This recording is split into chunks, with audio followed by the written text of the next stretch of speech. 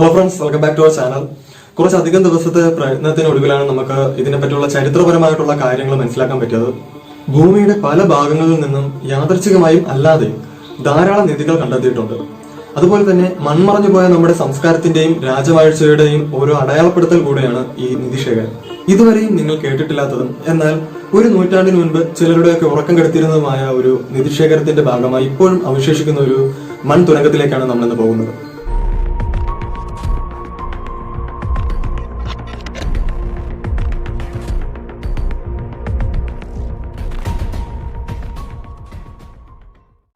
ഈ സ്ഥലം എവിടെയാണെന്നോ അതിനെപ്പറ്റിയുള്ള കൂടുതൽ ഡീറ്റെയിൽസ് ഒന്നും നമ്മൾ ഈ വീഡിയോയിലൂടെ പറയുന്നില്ല. കാരണം നിങ്ങൾക്ക് തന്നെ അറിയായിരിക്കും, ഇപ്പോൾ നമ്മൾ കൂടുതൽ ഡീറ്റെയിൽസ് പറയുകയാണെങ്കിൽ നമുക്കിതിനെ തുടർന്ന് കൂടുതൽ പ്രശ്നങ്ങൾ നേരിടേണ്ടി വരും. സോ നമ്മൾ ഈ സ്ഥലം റിവീൽ ചെയ്യുന്നില്ല. ഏകദേശം 19-ാം നൂറ്റാണ്ടിന്റെ ആദ്യമാണ് ഇവിടെ ഒരു തുരങ്ക നിർമ്മാണം ആരംഭിക്കുന്നത്. അതിന്റെ ഉൾപ്രേരണ എന്താണെന്ന് ഇതുവരെയും നമുക്ക് കണ്ടെത്താൻ സാധിച്ചിട്ടില്ല. വർഷങ്ങൾ നീണ്ടുനിന്ന നിധി കണ്ടെത്തൽ അവസാനം പരാജയപ്പെടുകയായിരുന്നു. പിന്നെ അവർ തന്നെ ആ കുഴികൾ മൂടുകയും ചെയ്തു. ഒരു വർഷം കൊണ്ട് അവർ ഏകദേശം 3 കുഴികൾ എടുത്തിരുന്നു, അതും ഒരേ സ്ഥലത്ത്. ഇവിടെ നിധിയുണ്ട് എന്ന് അവർ ഉറച്ചു വിശ്വസിച്ചിരുന്നു. ശേഷം 1970-കളിൽ അന്ന് കുഴിച്ചവരുടെ കുടുംബത്തിൽ നിന്നുള്ളവർ തന്നെ വീണ്ടും നിധിയുണ്ട് എന്ന വിശ്വാസത്തിൽ ഇവിടെ വീണ്ടും കുഴിയെടുക്കുവാൻ തുടങ്ങി. കാലാവസ്ഥ എതിരായതിനാൽ പാതി വഴിയിൽ പ്രവർത്തനം താൽക്കാലികമായി നിർത്തിവെക്കേണ്ടി വന്നിരുന്നു. ഇപ്പോൾ ഈ മൺതുരങ്കം സമീപവാസികളുടെ വേസ്റ്റ് കൂനയായി മാറിയിരിക്കുന്നു. 1970-71 കാലഘട്ടത്തിലൊക്കെ പശ്ചിമഘട്ടത്തിൽ അതിരുമലയിൽ ബോണക്കാട് തോട്ടത്തിനും കിഴക്ക് തെക്കുമാറി അഗസ്ത്യാർകൂടത്തിൽ പോകുന്ന വഴിയുടെ അടുത്തായിട്ട് ഉരുൾപൊട്ടലുണ്ടായി. അപ്പോൾ വജ്രം, വൈഡൂര്യം, മരതകം എന്നിവ ഭൂമി നിന്ന് വിളഞ്ഞ് പുറന്തള്ളപ്പെടുന്ന പ്രക്രിയയാണ് അന്നത്തെ കാലത്ത് ഉരുൾപൊട്ടൽ എന്ന് അറിയപ്പെട്ടിരുന്നത്. പലയിടങ്ങളിൽ നിന്നും നിധി കണ്ടെത്തിയതായി അറിഞ്ഞ ഇവർ പൂർവികർ കണ്ടെത്താൻ ശ്രമിച്ച നിധി തങ്ങൾക്ക് കണ്ടെത്തണമെന്ന വാശയിലായിരുന്നു. അതിനൊരൊറ്റ കാരണം കടുത്ത ദാരിദ്ര്യം തന്നെയായിരുന്നു. അന്ന് ഒരു നേരത്തെ ആഹാരത്തിന് പോലും വകയില്ലായിരുന്ന അവർ ഇവിടെ നിന്ന് തങ്ങൾക്കും നിധി കണ്ടെത്താമെന്ന് ആശ്വസിച്ചിരുന്നു.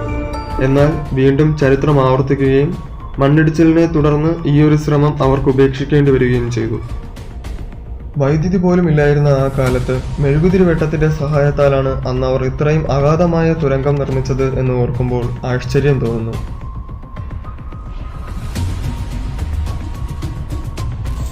പലർക്കും നിധി കിട്ടിയതായി പറഞ്ഞു കേട്ടിട്ടുമുണ്ട്. ഈ കാലത്താണ് ഞങ്ങൾ 10ാം തരം പരീക്ഷ കഴിഞ്ഞ് നിൽക്കുന്ന അവസ്ഥയിലിരിക്കുമ്പോഴാണ് ഒരു കുടുംബ സുഹൃത്ത് അദ്ദേഹം ഇവിടെ വന്ന് ചേരണത്.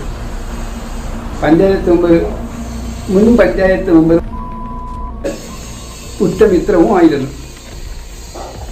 അങ്ങനെ നമ്മുടെ മണ്ണിലും ഈ പ്രദേശത്ത് നെടുമങ്ങാട് താലൂക്കിലൊക്കെ വജ്രമുണ്ട് എന്നുള്ള ആ പറഞ്ഞ് കേട്ടുള്ള അറിവനുസരിച്ച് നമ്മുടെ ഇവിടെയും ഉണ്ട് എന്നുള്ള രീതിയിൽ അവരുടെ നിർദ്ദേശം അനുസരിച്ച് കുഴിയെടുത്തു.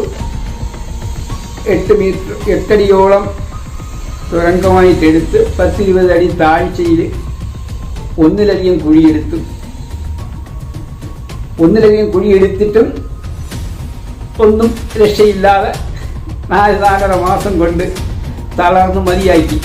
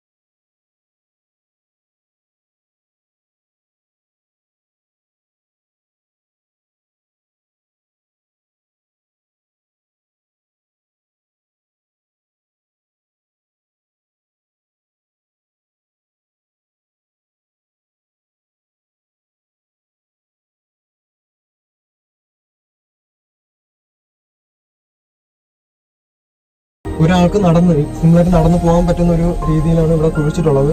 ഇപ്പൊ ഇത് വേസ്റ്റ്, ഇതിന്റെ അടിയിൽ ഫുൾ വേസ്റ്റ് ആണ്. അപ്പൊ അതിന്റെ മണ്ടേ കൂടെ ഇവിടെ മണ്ണിടിഞ്ഞ് വീണൊക്കെയാണ് ഇപ്പൊ ഇത് ഇങ്ങനെ കിടക്കുന്നത്. അപ്പോ ഇതിന്റെ അടിയിൽ ഇനി 4 ആൾ പൊക്കത്തിന് കുഴി ഉണ്ടെന്നാണ് വരുന്നത്. ഇവർക്ക് ഇത് ഇവിടെ നിന്നും ഇവര് ഓൾറെഡി ഒരു 3 കുഴി വേറെ എടുത്തായിരുന്നു. ഇത് 4ാമത്തെ കുഴിയാണ്, ലാസ്റ്റ് ഇവര് ചെയ്ത കുഴിയാണ്. ഇതിന്റെ നിർമ്മാണത്തിന് വന്ന ഒരു വീഴ്ചയിലാണ് മഴ പെയ്ത് മണ്ണിടിയുകയും അങ്ങനെ ഒരുപാട് പ്രതിസന്ധികൾ അവർക്ക് നേരിടേണ്ടി വന്നു. ആ ഒരു ഇതിലാണ് അവർ അങ്ങനെ പദ്ധതി അവര് നിർത്തിവെച്ചത്. ഇപ്പോ ഇത് ചെയ്തവർക്ക് ഇപ്പോ മരണപ്പെട്ടു. അവരുടെ മക്കളുടെ കൈവശത്തിലാണ് ഇപ്പൊ ഈ സ്ഥലം ഉള്ളത്. അപ്പൊ അവര് പറയുന്നതെന്ന് വെച്ചാല് അവർക്ക് ഈ ഒരു 4 മാസത്തോളമാണ് ഇവര് ഈ 4 കുഴികൾ എടുക്കാൻ എടുത്ത സമയം. അപ്പൊ ഈ 4 മാസത്തിനുള്ളിൽ ഇവർക്ക് ഒരുപാട് നഷ്ടങ്ങൾ ഉണ്ടായിട്ടുണ്ട്. ഇപ്പോ ഇതിൽ നിന്നും അവർക്ക് യാതൊരു നേട്ടവും ഉണ്ടായിട്ടുമില്ല. അപ്പോ അത് തീർത്തും ഒരു പരാജയമായിരുന്നു. ഇവരെ പോലെ തന്നെ ഹതഭാഗ്യരായ ഒരുപാട് ആളുകൾ നമ്മുടെ ഇടയിലും ഉണ്ടാകാം. ഇന്നത്തെ ലോട്ടറി പോലെ അന്നത്തെ ഭാഗ്യപരീക്ഷണം ഒരുപക്ഷെ ഇതായിരുന്നിരിക്കാം. ഓക്കെ ഫ്രണ്ട്സ്, അപ്പോ ഈ ഒരു സ്ഥലം എവിടെയാണെന്ന് നമ്മൾ റിവീൽ ചെയ്യുന്നില്ല. പിന്നെ നമ്മുടെ വീഡിയോസ് നിങ്ങൾക്ക് ഇഷ്ടപ്പെട്ടുവെങ്കിൽ ലൈക്കും ഷെയറും ചെയ്യുക. കൂടാതെ തുടർന്ന് ഇതുപോലുള്ള വീഡിയോസ് കാണുന്നതിന് നമ്മുടെ ചാനൽ സബ്സ്ക്രൈബ് ചെയ്യുക.